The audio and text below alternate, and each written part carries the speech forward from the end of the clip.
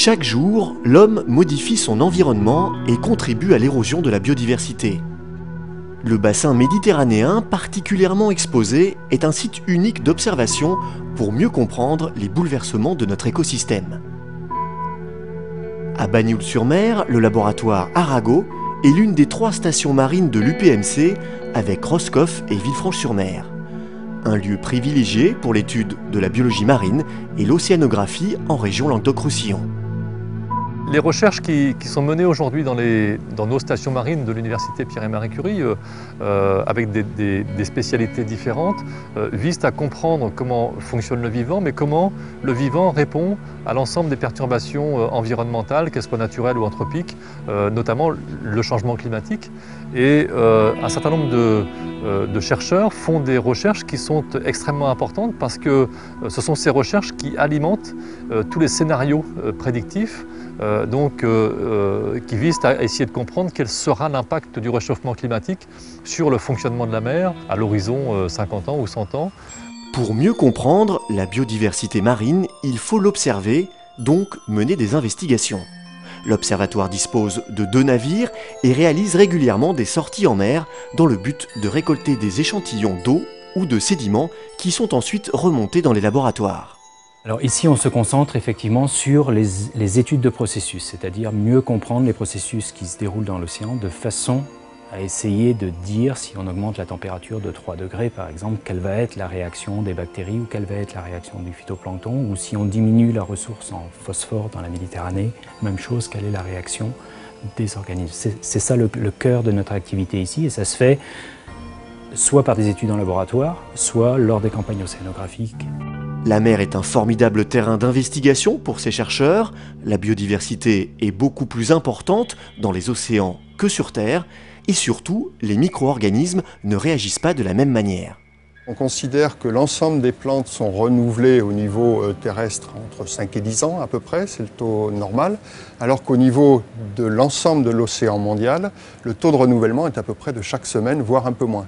Donc chaque semaine, l'ensemble du phytoplancton marin, donc de ces organismes photosynthétiques qui travaillent à partir de la lumière, sont renouvelés donc chaque semaine. Et donc on va avoir une adaptation beaucoup plus rapide de ces organismes.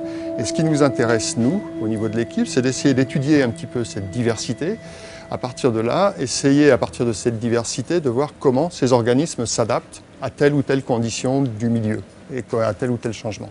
François-Yves Bouget, chercheur au CNRS, observe l'évolution d'une microalgue unicellulaire, l'Ostreococcus tori, découverte dans l'étang de Thau il y a quelques années. Son but, comprendre comment la lumière contrôle son évolution et quels sont ses mécanismes moléculaires. Ces recherches sont importantes d'un point de vue fondamental, puisque le phytoplancton, c'est un maillon essentiel des chaînes alimentaires et donc de la fixation du dioxyde de carbone. L'outil que l'on a développé, qui est la transformation génétique, évidemment, permet d'envisager des débouchés industriels, et notamment d'utiliser ce système cellulaire simple pour produire des protéines médicaments, des protéines d'intérêt pour les biotechnologies, pour l'industrie pharmaceutique. Lieu de recherche, le laboratoire Arago est aussi un lieu de communication du savoir. 14 enseignants-chercheurs y dispensent quotidiennement des cours à des étudiants de master dans les domaines de l'océanographie biologique et de la biologie marine. L'Université Pierre et Marie Curie, c'est peut-être la plus grande force au niveau enseignement en océanographie, au niveau universitaire en France.